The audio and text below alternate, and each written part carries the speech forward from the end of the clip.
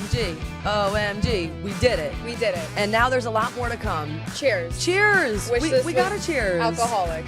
And it's okay. We're going to cut that from the episode, or we're not. The pit in my stomach that occurred at approximately 1:10 p.m. onward, I was not prepared. I was anxious today. It affected my mental well-being. The we're so back, it's so over, was up, down, up, down. You couldn't even keep track. Balls. We had a couple people pop into the door of the sports office, and we were just, you never knew, but based on the minute, we were in a different phase of life. Make Francisco Lindor the captain.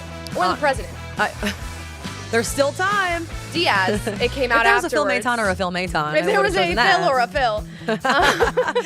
Imagine being named Phil. Let's buckle up and just live in this moment, man. We got more Mets baseball coming. And we will see you tomorrow night. This is Why Am I a Mets Fan? A podcast hosted by Samantha Croston and Ashley Wenskoski.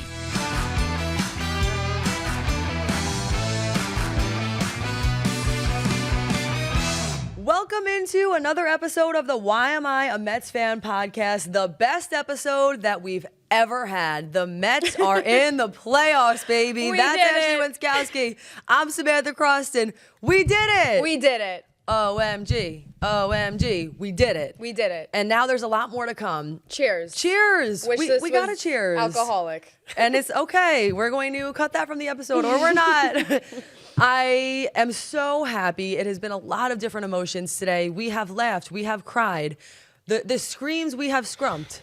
I mean, we really have hit the entire realm of emotions because the Mets are in the playoffs. How are you feeling? We went through the 5 stages of grief. Yep. Today in our office, both of us at work. As you all know, if you've been listening to this podcast, we work as sports anchors and reporters in Syracuse, New York. We have a day job. Luckily, said day job does actually allow us to, and almost require, us to watch these games. Correct. So that was really lucky. I was thinking about that a lot of times today. If we had a real job, not so good. But due to the fact that we do what we do, we could scream and yell at the TV all we wanted. And boy, what a day it was. Which is exactly what we did. The Mets will end the regular season 89-73. They have the Brewers and the Phillies to come, potentially. But right now, we just want to live in this moment and focus on today. And what a whirlwind of a day that it was. They started down 3-0. Then they came back. Then they lost the lead. Then they got it again. And ultimately, they won game 1, and that was enough. It was win, and you get in. They did that. Let's just start with this crazy turn of events, maybe even reversing back to a few days ago when they lose the first game to the Braves, and then their second 2 are rained out literally because of a hurricane. Yes, Hurricane Helene devastated the South. If you're anywhere around there, prayers up to you because Helene was bad down there. Seriously. But yeah, it postponed, set up this Monday doubleheader. I mean, did you think it was going to go any other way? All week, fans were kind of like, oh, maybe the Mets will be able to just stay in Milwaukee and avoid the doubleheader. We're Mets fans. Nobody was avoiding that doubleheader. No one. I feel like we talked about that even a few days ago. Yeah. There was almost, at least in my mind, no version of the story. None. In which it did not come down to Monday. Oh, yeah. Come on. Oh, yeah. Come on. Extra day. Every other team's played 162 games besides the Mets and the Braves. Crazy stuff. Going into the day, I'm not going to lie. I thought I was going to be better equipped for this than I was. Going into the day, I was like, all right, there's no way they don't win 1. Come on. I was feeling pretty confident. The pit in my stomach that occurred at approximately 1:10 p.m. onward, I was not prepared. I was anxious today. It affected my mental well-being. Me too. I kind of felt like my stomach hurt, to be honest. All day. Mentally, physically, spiritually. And it didn't help. So let's just kind of go bullet by bullet. The Braves go up 3-0 to start this game. Ozzie Albies hits a 2-run homer. Ramon Laureano hits a solo shot. Tyler McGill, again, not having, and I know, we all know if you've been listening to this podcast how Ashley feels, but honestly, I felt okay about what I was seeing. At that point in my mind, I'm thinking the Mets need to start hitting. Yes, Tyler McGill did not have a bad day. He also, he didn't have a fantastic day, but he kept them in the game, and that's what matters. His final line, 5 2/3, 8 hits, 8 strikeouts, 3 walks, 3 earned runs, just short of a quality start. Like I said, not a terrible day, although before the Mets did start hitting, it really seemed like those two mistakes, those two pitches, both hit over the wall, were going to be a little bit more costly than they were. I cannot believe I had some people comment, tweet at me, all that, because they know my Tyler McGill thoughts. Just the pure fact that Tyler McGill was starting the game on day 162 of the season, game 161 for the Mets, was really just the stuff of storybook, but they got through it. They hit The stuff of your nightmares. the stuff of my nightmares. I was not well last night, didn't sleep great. We move on. Tyler McGill did not a lot, but he did what he needed to do. He did enough.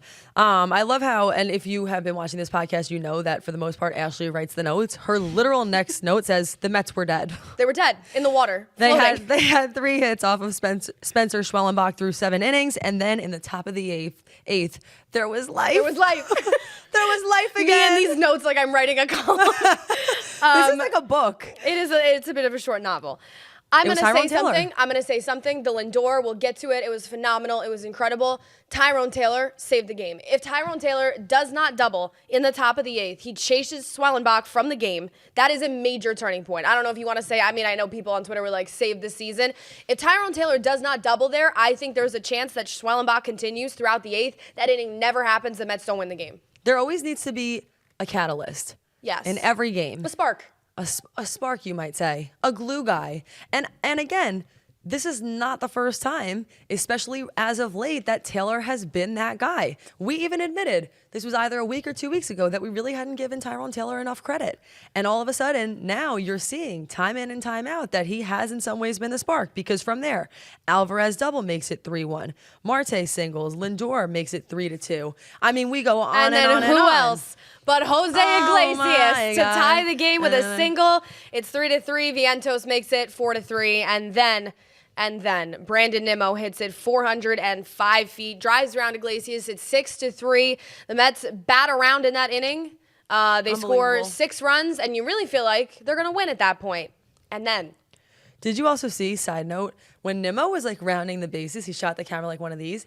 oh, he pimped it. And if Brandon Nimmo's pimping a home run, because that guy usually sprints around the bases, for Nimmo to pimp it, you know it was a big spot. Which is why, so mind you, at this point, or it's like around this point, that Ashley leaves her house and comes into the office so that we can experience what we thought was going to be greatness together, hand in hand, arm in arm. I was late to work. She's always all late to jokes work. aside, I'm always late to work, but I was extra late to work because I physically, that inning is when I was trying to walk out the door. And if you thought that I could walk out the door in that inning, you're wrong. No one blamed you for that. Like, it was, you ever Right. seen one of those, like the please excuse X, Y, and Z from school? She needs to go to the Mets game. Like, if anybody was asking me where you were, I'm like, listen, give her a minute. Give her a beat. She's on her way in. So then things take a turn. 6 outs left in this ball game, and you knew it was going to be a hike, but I don't think anybody would have quite predicted this. Phil Maton comes in, gets 1 out, puts runners at the corners in the process. In comes Edwin Diaz. Ashley said this months ago. I think it's been true ever since then. The Mets live and die with Edwin Diaz. The season lives and dies with Edwin Diaz. He comes in. He probably gives up an infield single to a former Met, no less. He fails to cover first base. And did I or did I not say, at that very moment, I said, based on what happens in the end of this game, that's a moment that you're going to come back to and remember. Yeah, first of all, Kalanick, by the way, the irony of that, a former Mets prospect who they traded to Seattle, now he's on the Braves. He hasn't been able to buy a hit all year for months. So the fact that that occurred, I was like, okay, so this is where we're going to take this. Doesn't cover first base. I mean, he just forgot. Like, you watch the tape, Diaz just forgot to cover first base. And he said, my bad, but like a my bad or like an I'm sorry at that point, woof. I'm not accepting your apology. Yes, Yet. nope. Yeah. Not yet. So he blew that. And then, preceding that, Ozzie Albies bases clearing double. And all of a sudden, it is 7-6 in Atlanta in a flash. It's over. The ballpark is going berserk. We're essentially just sitting there in silence, okay? We're thinking, why are we a Mets fan? That's why we named this podcast what we did. The we're so back, it's so over, like, was up, down, up, down. You We're couldn't even juggling keep those track. balls. We had like a couple people pop into the door of the sports office, and we were just, you never knew, but based on the minute, we were in a different phase of life. We were screaming or it was silent. Okay, top of the 9th. Alvarez pops out, Marte singles. Hope again, life again. But as we all know, hope is not a strategy. You need something real in there. You need the main man. And Francisco Lindor, of all moments, shows up. The Lindor moment of all moments. He hits it, 418 feet. He puts the Mets on his back one more time. Literally, that bad back makes it 8-7 Mets. I mean, you can't make it up. Like, let's take a minute on Lindor. The guy is clutcher than clutch. When he was coming up, right? Sure, did that thought enter my brain? Like, wow, what if Lindor just hit one over the wall right now? But the Mets of old, that stuff doesn't really happen. So as a Mets fan, you kind of just brush that to the back of your head. All right, he's probably going to, like, pop out or something. Gary Cohen made you think it was a pop out off the bat. We were watching. He didn't know. He didn't know. We didn't know. Like, off the bat, it did not look like a home run. Oh, by the way, our TV froze. Like, Ashley and I are literally, like, holding hands, waiting to see what's going to happen with this ball. And the TV's, like, frozen until it goes over. And then it went over the wall and we were screaming. I know. We really were screaming. And listen, you're right. I am sure many of you have seen this clip already, but we discussed it earlier today. This is the same man who days ago is literally crawling beyond home plate after sliding. Like, if you don't think that he's still in a little bit of pain, you're out of your mind. Oh, he is. He's confirmed it. That man's back hurts. It's gonna hurt through the rest of the season. He's tired. Like, what he has done for that team this year, from all the way back to the start of calling the team meeting to that was the catalyst for the whole turnaround, team meeting, leading them down the stretch, the MVP campaign. I mean, make that guy the captain. We will talk about this in the offseason. We have bigger fish to fry at the moment. But if Steve Cohen has one priority this offseason, amongst other things, make Francisco Lindor the captain or the president. There's still time. No, listen, to your point, I think I want to take a beat here because this is another question that got brought up to us. Sort of an aside, but I think it's important. When you think about the success that the Mets had this entire season, would you give more credit to Mendoza or Stearns? That's our question of the week for anybody in the comments. I want to say David Stearns because I know that David Stearns crafted this together. David Stearns was the, person who makes those decisions on the development of these guys. Jose Iglesias, Mark Vientos started this year in the minors, and then here they are in game 161 that's going to decide your season, driving in runs, making the difference. So David Stearns made those decisions, and he did a great job, down to what he did at the deadline, right? We weren't sure that it was enough. Some of those guys have not panned out, but some of them really did. For instance, Phil Maton, you've leaned on so heavily in the bullpen. But I have to pick Carlos Mendoza.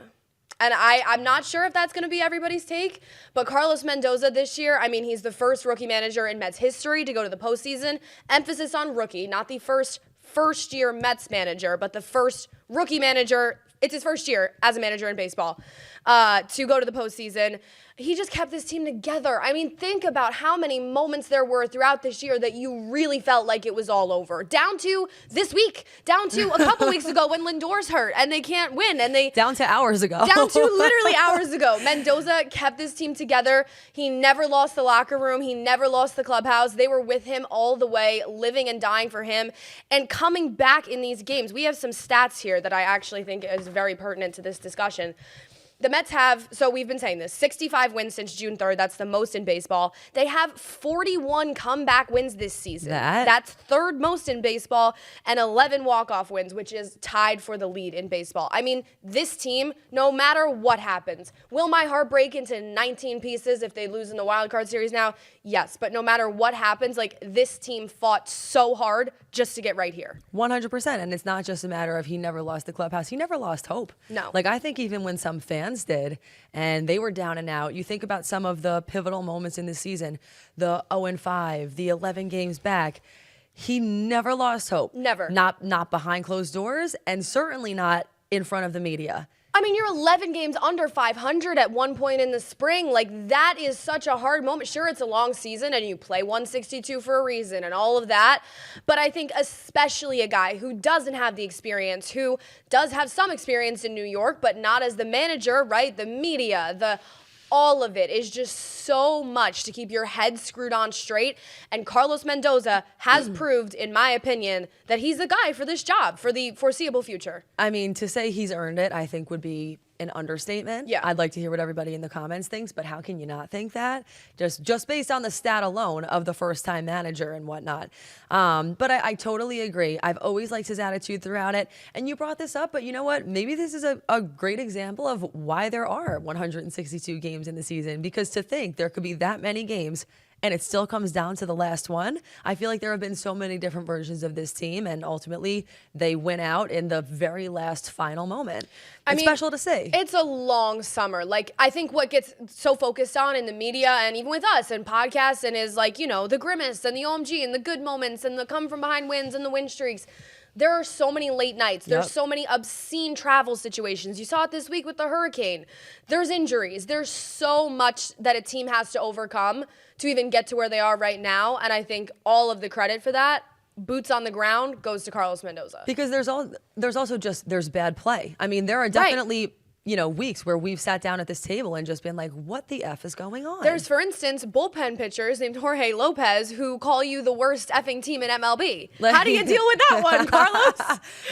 And he did. And he did. He always did. He kept the right people. And mind you, none of this is taking away at all from Stearns. No. The word that comes to mind for me when I think about him is masterclass. Them together, peanut butter and jelly, and that's how you make a sandwich. Yep. Thank you.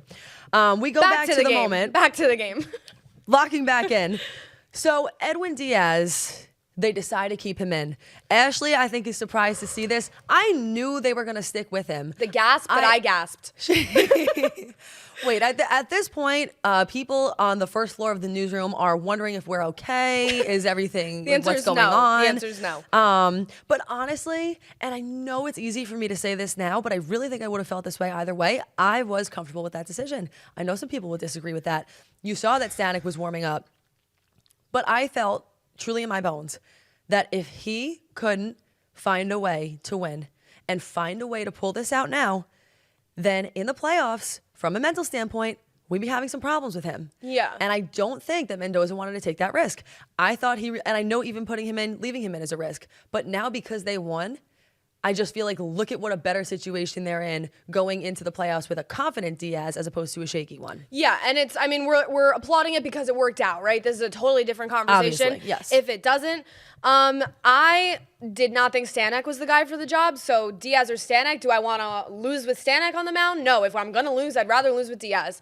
If there was a Phil Maton or somebody I trust a little more, aka only named Phil Maton, available at that time, I probably would have been more upset by that decision and wanted to see Phil Maton. Diaz, it came out afterwards. If there was a Phil Maton or a Phil Maton, if there was a Phil or a Phil. Imagine being named Phil. Anyway, Diaz, it came out afterwards, apologized to the team for not covering first base. Jeremy Hefner told him he was done. He was out of the game. He then took his case to Mendoza, said, quote, I don't care what you say. I'm going back out. Trust in me. I got this. SHIT.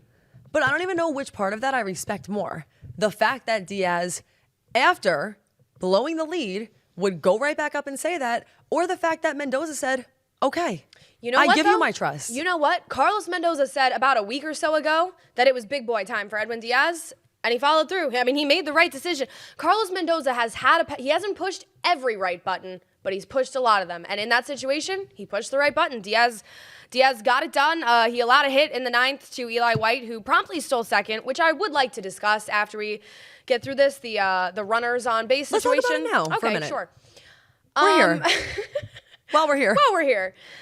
That there's been a lot down this stretch of Mets pitching, specifically Mets bullpen pitching, but also some starters allowing free bases. That will hurt you. Eli White was on first base with one out. Now all of a sudden he's standing on second base with one out. He wasn't in scoring position. Now he was. You had a double play situation. Now you don't. I understand that you're not taking the risk to throw down there for whatever reason. You don't trust the whole thing.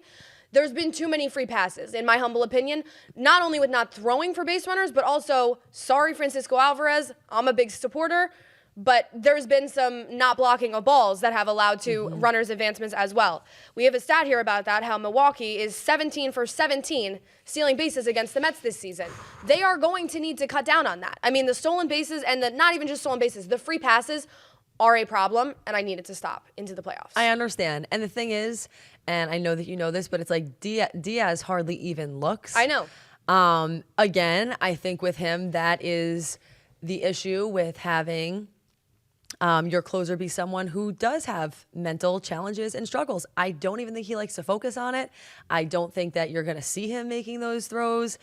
He doesn't even do it just to keep the guy honest.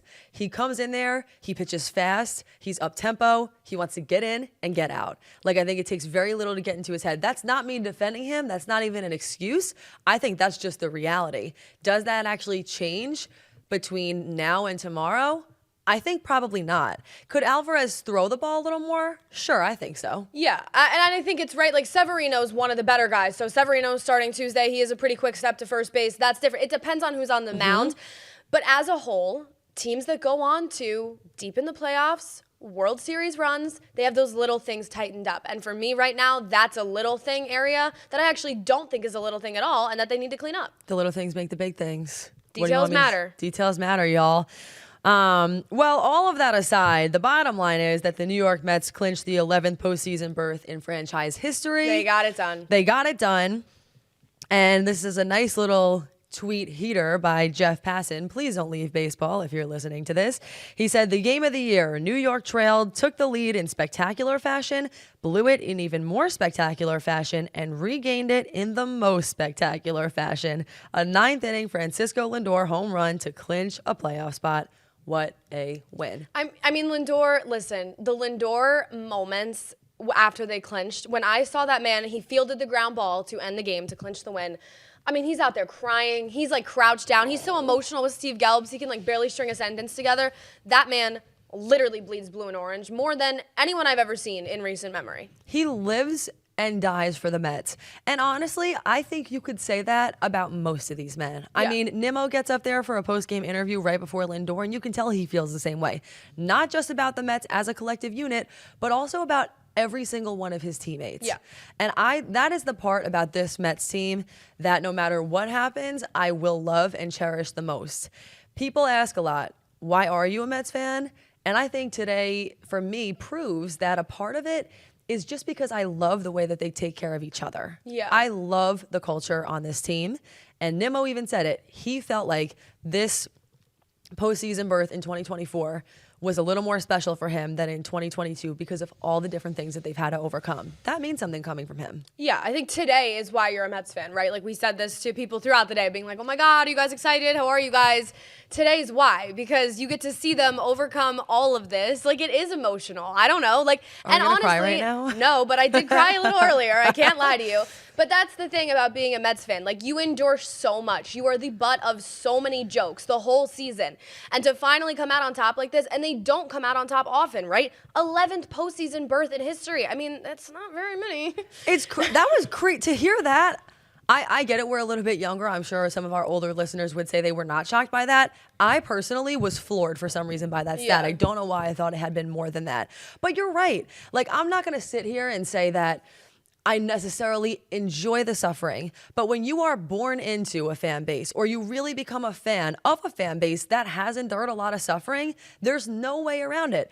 It makes moments like these so much more special, and it does. It brings the fan base together in a way that a franchise or a fan base that is used to winning just does not get the chance to feel. And to your point, of course, we're biased. We're also diehards. Obviously, that's why we have this podcast, but I truly do feel like the Mets, in terms of teams in Major League Baseball, have such a large majority of the fan base today that is living and dying with every single pitch at their job, on their computer checking. Like, I feel like that is really rare in terms of not even just baseball, but throughout sports. The Mets have really created, I think, you want to call it, I don't know, cult, but not even a cult, just a fan base that cares so much. Maybe it was about the friendships we made along the way. Maybe it was. Maybe it was.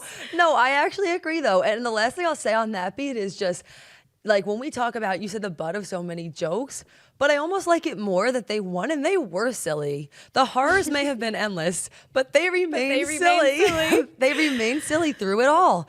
And Grimace and OMG and all of that, I know some people would say, oh, that's unserious. It added something for me. It made it fun to follow. I like the fact that they're that kind of team.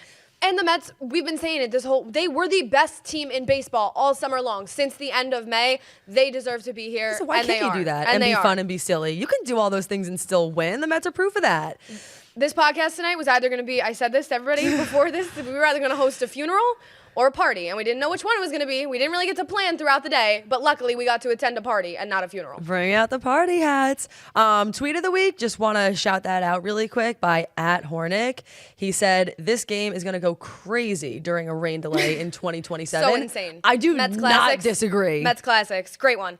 There were a ton of writers, just media personalities and fans on social media saying, is this the greatest regular season Mets the game have?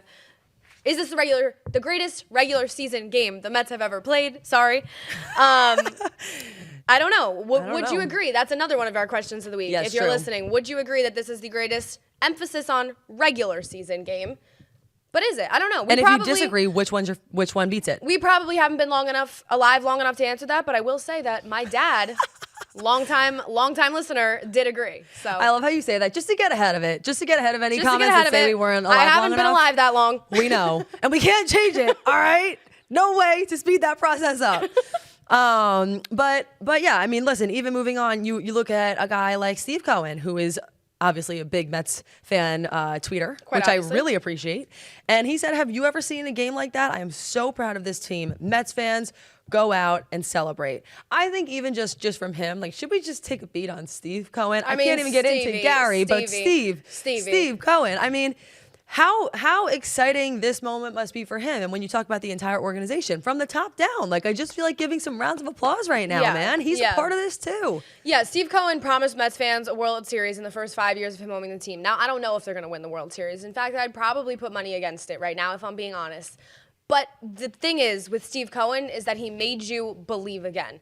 Obviously, we know what it was with the Wilpons and all that we endured for so many years there. Steve Cohen made fans believe in this team again, and he made a product on the field that made you believe all summer long. One other fun fact here that I think is interesting to point out, Pete Alonso just became the second Met ever to play in every game of a 162-game season. Again, even someone like him, listen, we don't know what's going to happen. I actually think both of us would probably candidly sit here right now and in a later episode tell you that we would be fine with him getting traded. But in a moment like this, Walking. have to say, just really, just appreciate Yeah. everything that he's done, man, this season and beyond. Yeah, I mean, Alonso, I have thoughts on him just being missing in action this whole last week especially, but certainly got to hand it to him for playing 162 games. I mean, I don't think there's any way around that. Crazy stat. But yeah, look, the Mets lose the second game. Second game didn't matter, although Joey Lucchesi did have a great start in the second game, surprisingly. They lose 3-0. So the Braves are in, the Mets are in, the Diamondbacks are out. Would hate to be a fan of the Arizona Diamondbacks today. That had to be a brutal watching experience. And now, the most important thing. So I said this all day. I understand that there was 2 games. Thank God there was 2 games. I think we would have been literally beside ourselves if there was only one. We were already beside ourselves, but, like, God help me. There were 2 games and 2 spots. The best thing for the Mets was I wanted them to win that first game, because I think with the dogfight that it became at the end of that game, all of a sudden, kudos to the Braves for coming back and winning, especially with Sale scratched. Yep. Because you just came off a heartbreaker. I You know. just lost. With what that first game turned into, I thought it was going to be then hard for the team on the wrong side of that score to come out and rebound in the second game, which the Braves did. So kudos to them. But most importantly, the Mets did not have to throw Luis Severino in the second game. So he will now start game 1 of the wild card series today, when we're putting this out, Tuesday, on full rest. It looks like it's going to be Severino, Minaya, Quintana. Carlos Mendoza, I don't think, has confirmed Minaya and Quintana for the second and third games, but that appears to be what it is right now. And it was a funny moment, too, on the SNY broadcast. Gary, Keith, and Ron were saying, well, usually you'd fly your starter. Like, they'd fly Severino out now. And it's like, well, you didn't know where he was going. No, Is the I plane know. going to Milwaukee or the plane going to San Diego? Literally. Couldn't send him. The plane's just on standby. Where we headed? He was drinking water in the post-game celebration, which I did appreciate. Everybody get drunk tonight besides Luis Severino. Thanks. I really appreciate that. Like, that's also tough, Yep. being on the drinking water side of that. Sure. So good for him Yep. for just keeping that all the way it needs to be. Yeah. But yeah, you mentioned it. Listen, we did want to just mention here, we are going to switch up our format a little bit. So can't promise every night, but as many nights as we can in this playoff format, we're going to be trying to bring a mini episode of some sort. So instead of just checking back here normally as you would when our episodes drop once every Tuesday, check back nightly and see what it is that we're up to, because we want to yap about this. Yeah, we're going to live and die with every game and every pitch just like you do. And I mean, look, we got to point it out. The celebration ain't going to last too long, right? We can feel good tonight. We can go to bed happy. But, I mean, they play tomorrow in this wild card series. Best of 3. Tomorrow's game's a little earlier. Tomorrow's actually at 5:32. So that's kind of nice, I guess. Although if you're the Mets, you probably want a few extra hours in there. I know. But yeah, we'll see. I mean, the Brewers have won 5 of 6 in the season series. They've kind of owned the Mets a little bit this year. That doesn't take away from the fact that I am happy they are playing the Brewers and not the Padres. And that's just my opinion. And is that just based on the Brewers alone, or also because of the Phillies that would follow? A few factors. It is because of so I like the Phillies matchup more than I like the Dodgers matchup. It's also because of the West Coast. I think the minute you go to the West Coast, you throw the time zones out of whack. That just becomes a whole mess. And it's also, I just think the Padres are a really good team. Again, this year, my mental psyche cannot handle. I know everybody was saying, oh, well, you get revenge against the Padres. Yeah, this is the Mets, okay? I cannot handle a run back of 2022 with the Padres again. If I'm going to get my heart broken, at least let somebody else break it. It's like the Toxic X. All right, at least let a new Toxic X break it. It's literally so true. Like, there's only so many times that you can go back to that X, and it just can't do it anymore. I can't do it anymore. The PTSD from that entire experience, I will never forget it. My dad has this like Mets flag that he would hang up like once it really got going and okay, they're in the playoffs. Literally, this man waited the whole year until they got into the playoffs to do it. In 2022? 3 days later, the flag came down. the flag came down. Not the flag. Not the flag. Not the flag. It was so sad to watch. That's what I mean. I cannot handle the Padres specifically doing that to us again. The Brewers might do it, and then I'll hate the Brewers for the foreseeable future. I already kind of hate the Brewers just because of how things have shook out this year. Rhys Hoskins, I don't like a lot of it, but I could not return to San Diego in these conditions. And you know what? Not in these trying times. Trying times. Not in this economy. No, but I actually agree. And listen, at this point, there is juice between these two teams. I mean that as a positive thing.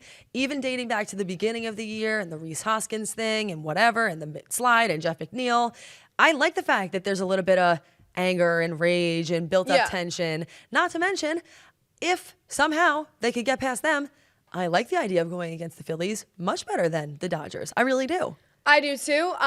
That's one of those situations that I might be flying too close to the sun. Like, that'll really hurt me if they lose to the Phillies. But I said this last week. I think it's a good matchup. I think the Mets won 3 out of 4 against the Phillies just a week or two ago. I think to some extent the Mets have been able to hit Phillies pitching. We all know I grew up in Phillies country, so that is going to be a whirlwind for me, but I will buckle up, and I just hope they get there at this point.